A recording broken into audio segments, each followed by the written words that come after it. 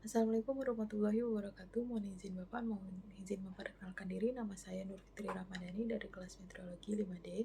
Pada video ini saya akan menjelaskan mengenai jawaban dari soal UTS Fisika Awan.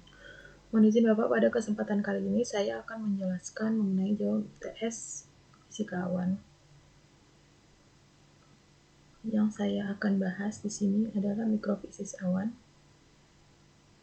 curvature effect, solid effect, kaitan curvature dan solid effect, soal nomor 3, soal nomor 4, dan soal nomor 5, serta referensi yang saya gunakan saat menjawab soal. Nomor 1 merupakan mikrofisis awan. Uap air adalah bentuk gas dari air yang ada di atmosfer ketika udara mengandung lebih banyak uap air daripada yang bisa ditampung pada suhu tertentu. Ini disebut dengan uap berlebih atau excess vapor, yang menyebabkan kondensasi. Proses ini ditunjukkan dalam diagram oleh simbol T-min-cone yang mewakili laju kondensasi. Kondensasi terjadi, uap air mengembun menjadi tetesan kecil pada partikel aerosol yang ada di udara. Proses ini penting dalam pembentukan awan karena menciptakan partikel-partikel awan yang menjadi dasar dari tetesan air di awan. Lalu setelah terjadinya uap yang berlebih, muncullah partikel awan kecil. Setelah uap air mengembun, yang disebut dengan mu. Ukuran dan jumlah partikel kecil ini sangat dipengaruhi oleh faktor-faktor seperti jumlah aerosol yang terjadi di atmosfer dan tingkat pendinginan udara. Pendinginan udara terjadi ketika udara naik ke ketinggian yang lebih tinggi, di mana tekanan udara lebih rendah dan suhu turun.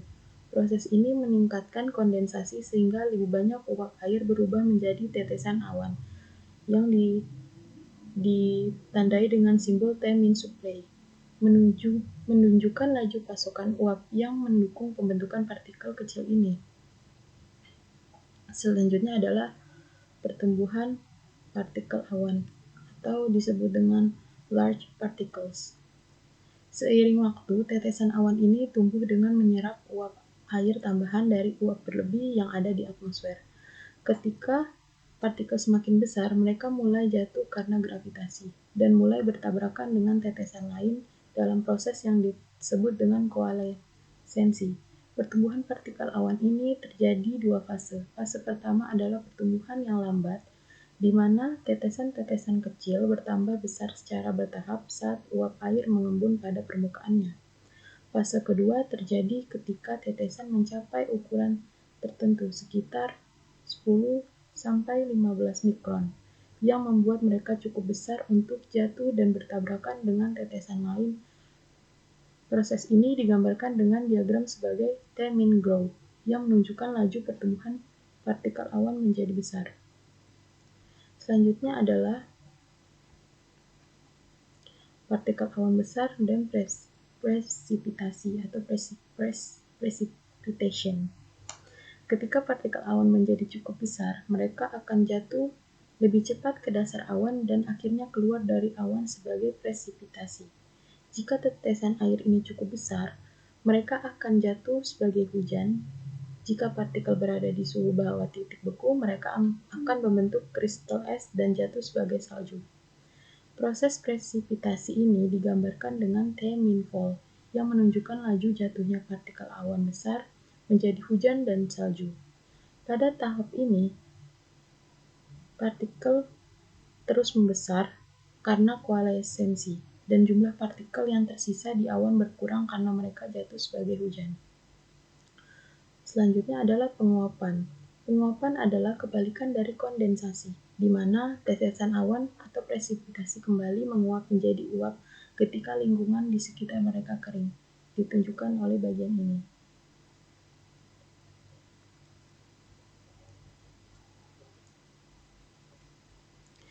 Yang menunjukkan laju penguapan relatif kelembapannya di bawah 100%. Saat tetesan air keluar dari awan dan masuk ke udara yang lebih kering di bawah awan, mereka cepat menguap. Awan ini menghilang atau membubarkan diri ketika jumlah uap air yang tersedia untuk mempertaruhkan tetesan awan berkurang. Hal ini bisa terjadi ketika gerakan udara ke atas melemah atau udara yang lebih kering masuk ke dalam awan. sehingga lebih banyak tetesan yang menguap. Proses ini digambarkan dengan simbol T-remove yang menunjukkan hilangnya partikel awan. Proses kedua dari tahapan pada awan es, yaitu pada awan yang berada di suhu di bawah titik beku, pembentukan partikel awan mengikuti proses dua tahap. Tahap pertama adalah pembentukan tetesan air super dingin yang suhunya di bawah titik beku dan dapat membeku. Dan tahap kedua adalah pembekuan tetesan tersebut menjadi kristal es. Dalam kondisi ini, kristal es tumbuh lebih cepat daripada tetesan air karena tekanan uap jenuh di atas es lebih rendah dibandingkan di atas air cair pada suhu yang sama. Ini menyebabkan partikel es menyerap lebih banyak uap air, membentuk kristal es menjadi lebih besar. Proses ini membuat awan es seperti awan sirus tumbuh lebih tebal dan menghasilkan presipitasi berupa salju. Selanjutnya, saya akan menjelaskan soal nomor 2 tentang Coulomb effect pada pembentukan butir awan Kelvin. Hukum Kelvin menjelaskan bagaimana pengaruh tegangan permukaan terhadap uap air murni. Tegangan ini menyebabkan sejumlah energi tersimpan di permukaan air. Butir awan akan berkembang jika butir telah mencapai ukuran Rc lebih kecil daripada R. Ini merupakan rumus untuk mencari Rc agar lebih kecil dari R, dengan nilai Y sama dengan 0,075 Jm min 2. Sebaliknya, lewat jenuh yang dibutuhkan butir untuk berukuran Rc agar tumbuh dengan sendirinya adalah Es R saturate vapor terhadap droplet radius R, Es saturate vapor terhadap air murni dan tegangan droplet. Kesimpulannya bahwa dengan adanya efek lengkungan, curvature effect yang relevan dengan R akan menghambat proses pertumbuhan droplet. Jika R droplet semakin besar akan berpengaruh terhadap efek lengkungan dan akan semakin kecil, begitu pula sebaliknya. Ini merupakan diagram dari Kelvin curvature effect. Selanjutnya, solid effect pada pembentukan butir awan Rho. Pandangan sederhana mengenai efek ini adalah bahwa molekul zat terlarut terdistribusi secara merata dalam air pelarut. Oleh karena itu, beberapa molekul zat terlarut menempati lokasi permukaan yang seharusnya ditempati oleh molekul air. Dengan demikian, zat terlarut mencegah molekul air menguap dari lokasi tersebut. Menambahkan lebih banyak zat terlarut berarti bahwa lokasi permukaan dan menempati molekul zat terlarut dan uap air akan memiliki lebih sedikit kesempatan untuk memutus ikatan hidrogen dan keluar dari cairan. Pandangan sebenarnya lebih rumit oleh interaksi elektrostatik antara air dan molekul zat terlarut yang menyebabkan tarik-menarik antar air dan molekul zat terlarut. Tetapi hasil dasarnya sama dengan pandangan sederhana. Karena laju penguapan diturunkan, itu berarti akan terjadi kondensasi bersih hingga fluks uap air ke permukaan sesuai dengan fluks uap air yang meninggalkan permukaan. Ketika kesetimbangan terbentuk antara penguapan yang lebih rendah dan kondensasi akan lebih sedikit, yang berarti bahwa tekanan uap jenuh akan lebih rendah. Tekanan uap kesetimbangan kurang dari Es, yang adalah tekanan uap jenuh di atas permukaan datar air murni ketika jumlah zat terlarut meningkat. Tekanan uap kesetimbangan larut akan semakin menurun. Menurut Rho, bahwa bahan terlarut menyebabkan tekanan uap yang dibutuhkan untuk terjadi kondensasi menjadi lebih rendah. Karena bahan terlarut dalam air menyebabkan pengurangan tekanan uap jenuh. Jadi semakin rendah kandungan bahan terlarut, semakin rendah pula lewat jenuh yang dibutuhkan. Itu disebut dengan solid effect. Selanjutnya, kaitan curvature dan solid effect pada pembentukan butir awan yang disebut dengan Kohler curve, menggambarkan hubungan antara efek lengkungan dengan zat terlarut. Curve ini merupakan kombinasi persamaan Kelvin dan Gould. Dijelaskan dengan rumus ini. Dengan persamaan ini, dengan menggabungkan kedua persamaan ini, kita peroleh persamaan Kohler yaitu S dalam kurung R sama dengan S theta sama dengan S sama dengan 1 dikurang B per R pangkat 3 dikali XP dalam kurung A per R dalam interval 1 plus dalam kurung A per R dikurang B per R. Ini merupakan A per R adalah efek lengkungan A 3,3 min 7T dan B per R pangkat 3 efek bahan terlarut B 4,3 min 6 I ms per ms. Ms adalah berat molekul zat terlarut dengan satuan kg per mol. Ms adalah massa zat terlarut dalam satuan kilogram dan I adalah efek Kelvin, tergantung jenis bahan terlarutnya. Nilai jari-jari kritis RC yaitu jari-jari di mana rasio lewat jenuh supersaturation SC maksimum dapat dinyatakan dengan menderivasikan ds per dr untuk mendapatkan critical supersaturation. Masukkan nilai RC ke dalam persamaan Kohler dan akan mendapatkan persamaan sebagai berikut. Selanjutnya mengenai kaitannya curvature dan solid effect pada pembentukan butir awan. Penjelasan lanjutannya. Efek kelengkungan mengakibatkan butir akan terhambat pertumbuhan dan adanya efek zat terlarut meningkatkan pertumbuhan droplet untuk membentuk awan karena nilai E dalam kurung N R kecil. Puncak kurva tersebut ketika jejari mencapai jejari kritis R dan rasio jenis kritis S. Droplet dengan R lebih kecil dari R akan tumbuh dengan perbandingan jenuh S lebih kecil dari S yang bertanda ini. Maka uap air akan berdifusi ke arah droplet dan jika R melewati R dengan tanda bintang, maka pertumbuhan akan terus berlangsung. Kurva curvature effect dimulai dari kiri atas karena semakin kecil R maka curvature effect yang ditimbulkan juga semakin tinggi, sedangkan solid effect membentuk pola kurva yang semakin landai seiring bertambahnya besarnya R. Ini merupakan diagram dari Kohler curve. Selanjutnya adalah soal nomor 3 tentang perkembangan beberapa modifikasi teori parsel udara sebagai efek dari teori parsel yang terlalu cepat dalam akselerasi gaya buoyancy. 1. Beban air kondensasi. Ketika air terkondensasi hadir dalam bentuk awan atau presipitasi, ia memberikan gaya ke bawah dan untuk menghitung daya apung dalam udara lembab digunakan temperatur viral sehingga faktor daya apung B. B sama dengan T per T aksen dikurang dalam kurung 1 plus mu. Ditunjukkan oleh rumus ini. Namun, situasi ini tidak berlaku jika thermal bergerak ke atas molekul awan. Sebagai alternatif, ungkapan yang lebih umum dan memungkinkan adanya kondisi tersebut adalah B sama dengan T per T aksen dalam kurung 1 plus mu aksen dikurang 1 plus mu, di mana mu aksen adalah rasio campuran kondensat dalam udara di sekitarnya.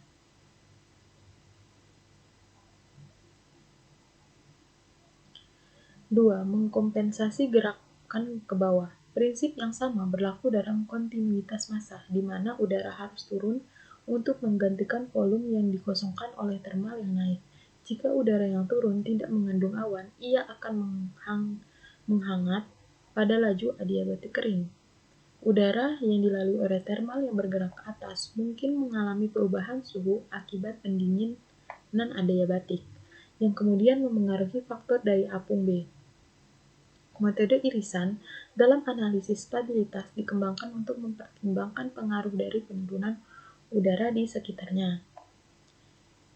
Bisa dilihat dengan rumus ini. Selain itu, diasumsikan bahwa udara yang naik mengalami pendinginan pada laju pseudo-adiabatik, sementara udara yang turun menghangat pada laju adiabatik kering. Setelah waktu singkat, dt, udara yang mencapai suatu level dari bawah akan memiliki suhu T0 plus Y V dt dikurang Fs V dt, di mana T0 adalah suhu awal di level tersebut. F adalah laju penurunan pseudo adiabatik, dan Y adalah laju penurunan lingkungan. Udara yang mencapai level tersebut dari atas akan memiliki suhu T0 dikurang D V aksen dt plus F V aksen dt. Kondisi dianggap tidak stabil jika suhu ini lebih rendah daripada suhu termal. Dengan demikian, untuk mencapai ketidakstabilan digunakan dengan rumus ini dan akan memperoleh ketentuan dengan argumen metode irisan.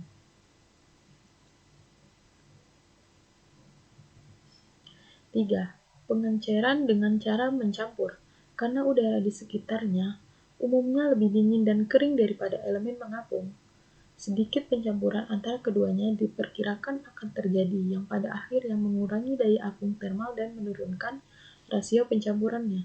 Proses ini dikenal sebagai entrainment.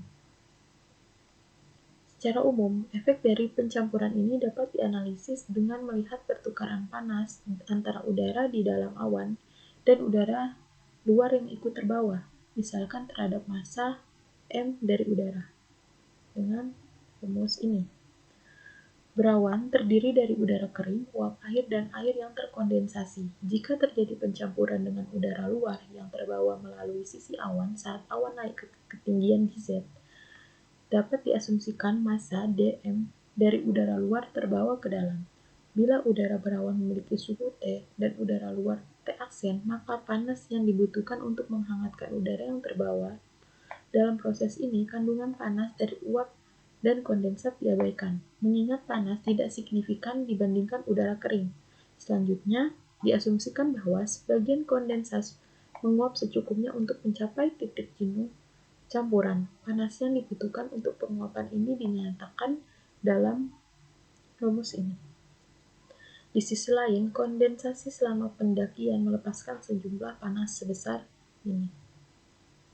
Akibatnya, selama proses tersebut, massa berawan kehilangan panas sebesar dQ dan menerima panas sebesar dQ3, sesuai dengan hukum pertama termodinamika dengan menggunakan rumus ini.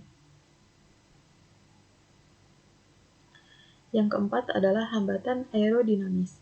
Hambatan aerodinamis dapat dijelaskan melalui teori gelembung, pancaran, dan gumpalan.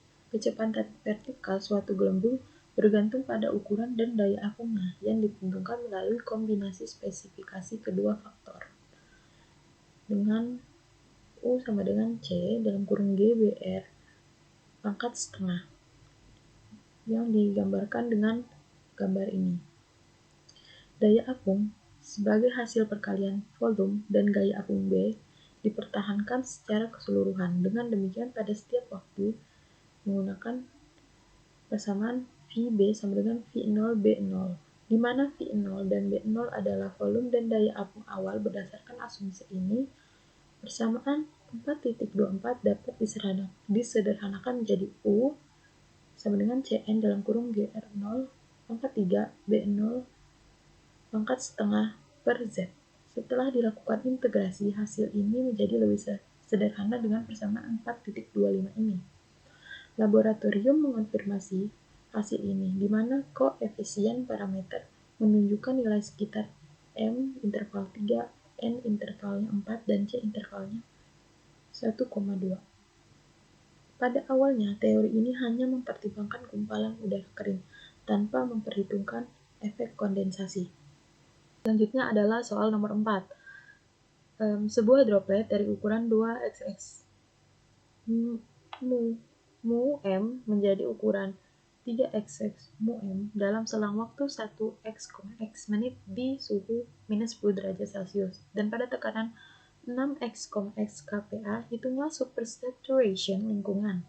Abaikan efek pelarutan dan kelengkungan di dalam persamaan pertumbuhan droplet C sama dengan 10 pangkat 1,5 dan XX adalah 2 digit terakhir NPT.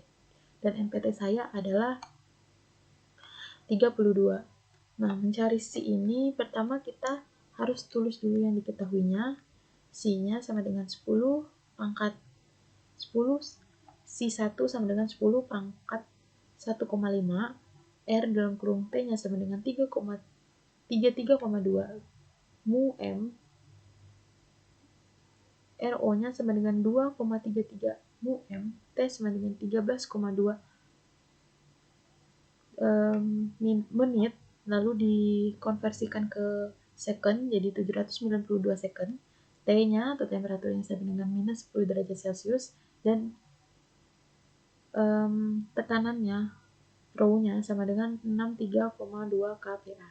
Pertama kita harus mencari C-nya dengan rumus R pangkat 2 dalam kurung T dikurang RO pangkat 2 per 2T, yaitu sama dengan 33,2 mu M pangkat 2 dikurang 2,32 mu M pangkat 2 per 2 dalam kurung 792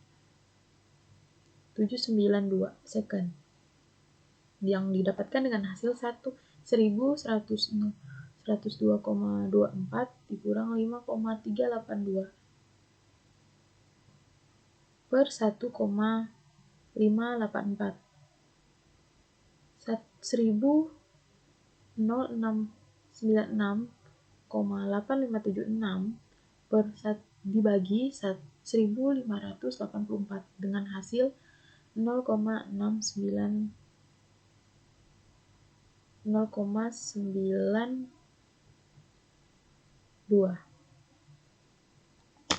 Lalu selanjutnya setelah kita mendapatkan C-nya, kita mencari supersaturation lingkungan dalam bentuk presentasinya. T tadi kan min 10 derajat Celcius dan rho-nya 63,2 kPa dengan C1 10 pangkat 1,5 yaitu 31,62 mu M pangkat 2 per S. Lalu S1 sama dengan C per C1. Nah, tadi C yang kita dapatkan adalah 0,692 per 31,62. Kita dapatkan 0,021 atau 21 kali 10 pangkat min 2, yang dimana kalau dipresentasikan menjadi 2,1%. Selanjutnya soal nomor terakhir, yaitu berapa nilai kecepatan angin vertikal U pada periode orografi yang sebanding dengan periode dari buoyancy oscillation jika lapisan dari udara tak jenuh melewati daerah orografi dengan ketinggian xx km terpisah dari arah aliran, lapse rate 4,xx derajat Celcius per kilometer, dengan suhunya adalah 2x, derajat Celcius, dengan NPT terakhir, yaitu NPT saya 32. Cara mengerjakan soal tersebut, pertama, kita cari dulu yang diketahuinya dengan L sama dengan 3,2 km atau sama dengan 3.200 meter. RD adalah lapse rate adiabatiknya 9,8 kilo per kilometer.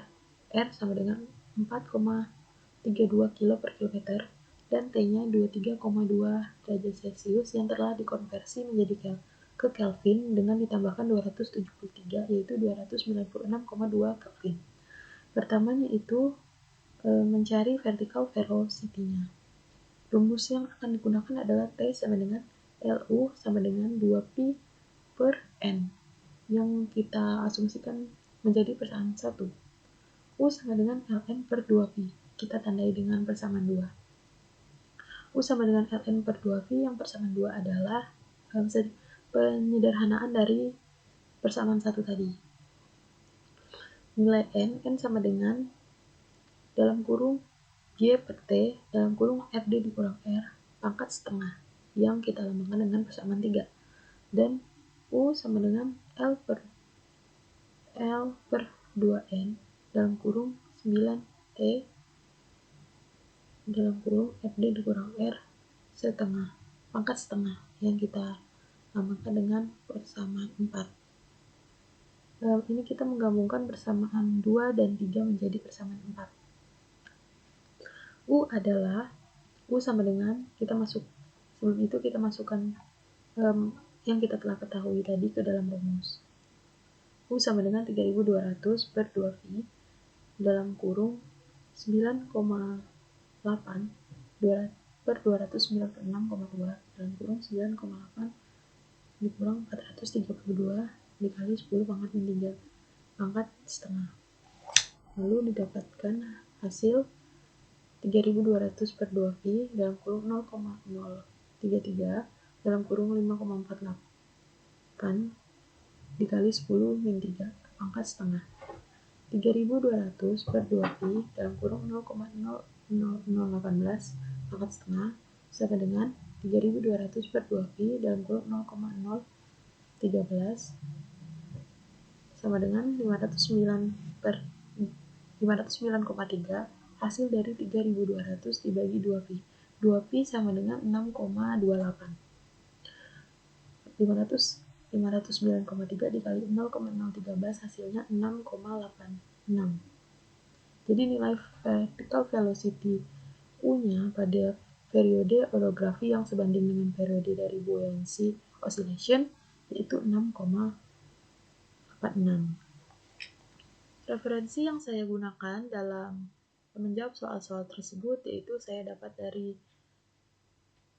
link NASA, dari NOAA, lalu dari Education, dan dari buku Atmospheric Science dari John Wallens dan Peter, lalu dari Cloud Physics dari Rogers dan Yu, dan dari Mikrofisis Awan dari ITB. Sekian penjelasan mengenai jawaban UTS dari saya. Kurang lebihnya saya mohon maaf. Wassalamualaikum warahmatullahi wabarakatuh. Semoga jawaban saya dapat memuaskan.